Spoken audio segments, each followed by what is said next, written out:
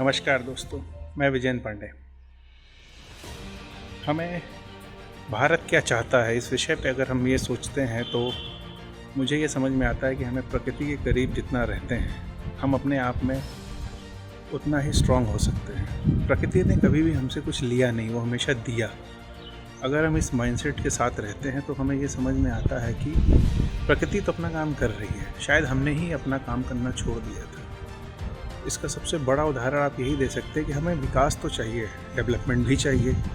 क्या ये ज़रूरी है उसके लिए हमें पेड़ों को काटा जाए? अगर काटने की ज़रूरत भी है तो हमें उसका फिर से लगाने के लिए, क्योंकि पृथ्वी में मेन जो चीज़ है सोर्स उसका, हम लोग जीवित ही ऑक्सीजन के कारण है। और आज सबसे बड़ी कमी वही हो गई है, क्योंकि हमने अपने नेचर के खिलाफ काम किया। हमें किसी के खिलाफ नहीं काम करना। प्रकृति अपना काम कर रही है, वो आज भी हमें दे ही रही है।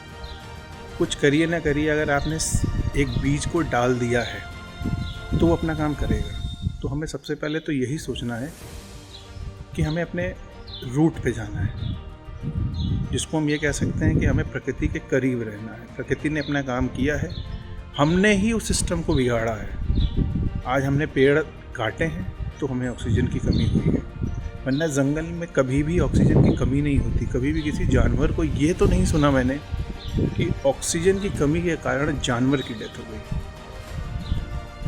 तो हमें शायद ये सोचना पड़ेगा कि बेहतर कौन है, वो पढ़े लिखे लोग या वो ना पढ़े लिखे लोग। ये सोचने की बात है, खैर वो विषय अलग हो जाएगा। हमें सबसे पहले यही देखना है कि प्रकृति के करीब रहें, प्रकृति के साथ रहें। धन्यवाद।